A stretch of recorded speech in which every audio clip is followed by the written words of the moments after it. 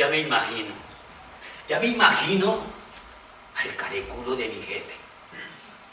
Hace tiempo que me viene diciendo: bueno, Iván, ¿qué barullo tienes en la cabeza? No es la primera vez que te precipitas como un loco y enredas los documentos de tal manera que ni el mismo demonio es capaz de resolverlos. Ni siquiera pones mayúscula al encabezar los documentos. No pones comas, ni tildes, ni número. Pero, ¿qué se ha creído? ¿Qué se ha creído? No, yo no voy a trabajar, no, ni porque estuviera loco. Ha condenado jefe, con toda seguridad que me tiene envidia. Sí, me tiene envidia. Me tiene envidia por estar yo en el despacho del director, sacándole punta a los lápices. Pero si hoy es el grandioso día donde voy a pedir mi aumento de sueldo. No. Tengo que ir a trabajar. Pero ese es otro problema. Primero sobrevendrá el juicio final. Antes de que me adelante un duro, ya puedo uno rogarle, suplicarle, decirle que se encuentra en la miseria. No dará nada, absolutamente nada. Todos los jefes te tratan de usted. Sí. Reconozco que a no ser por el buen tono de mi oficina, hace mucho tiempo hubiese renunciado al departamento ministerial. ¿Quién será? Pero si es la hija del director, es la mismísima Venus, huyendo de los dioses. ¿Cómo es tan hermosa? ¡Oh! Pobre corazón mío, ha sido herido por unos ojos divinos.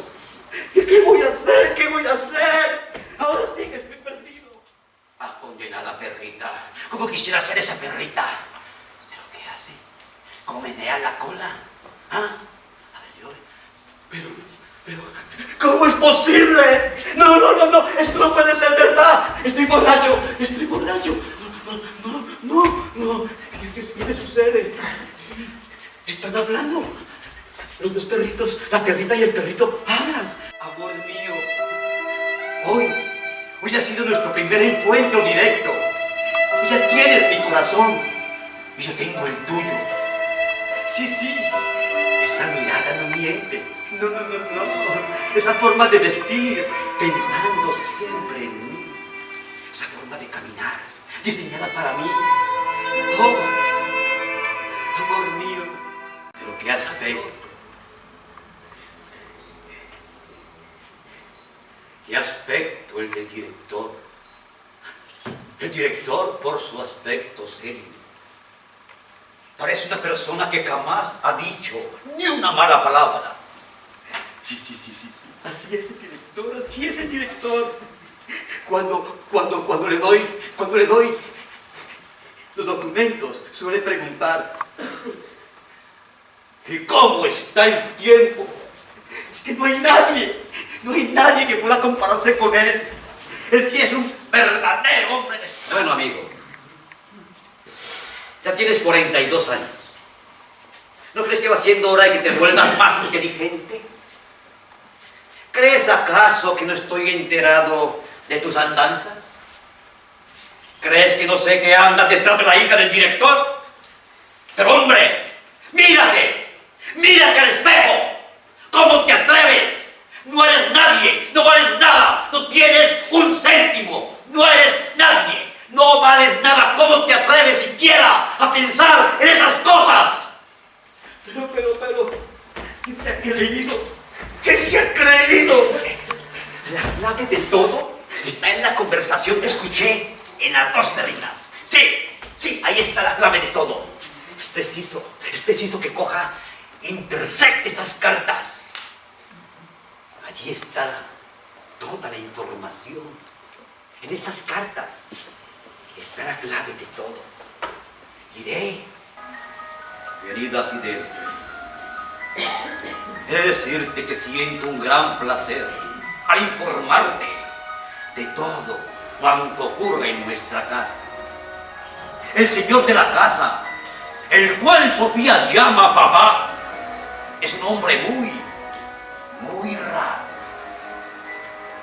Ya lo sabía yo. Quiere casar a Sofía con un general O con un gentilhombre de cámara. ¡No! ¡No puedo seguir leyendo! ¡No puedo! Ahora lo veo todo claramente. Perfecto. Antes lo veía todo como sumido en una niebla. Ahora lo veo todo claro. Sí, claro. Pero lo que más me extrañó fue la actitud del consejero de Estado. Me cogió de la mano y me trajo a una habitación y me dijo: quédate aquí, y si persistes en pasar Carlos III, ya te quitaré yo las ganas de seguir haciéndolo. ¿Qué les he hecho yo? ¿Qué quieren de mí? Ya no puedo más. Ya no aguanto más estas torturas. Por favor, sáquenme. Sáquenme de aquí. Por favor, sáquenme. a un lado está el mar y del otro mi patria. Allá a lo lejos se ven las casas. Quizás sea esa mi madre la que está en la ventana. ¡Madre! ¡Ten piedad de tu hijo enfermo! Deposita unas lágrimas sobre su cabeza enferma. ¡Sofía! ¡Sofía! ¡Ten piedad de tu amor enfermo! En el mundo no hay sitio para él.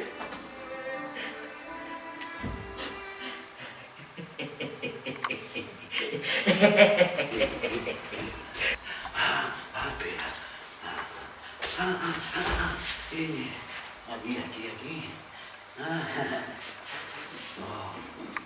Oh.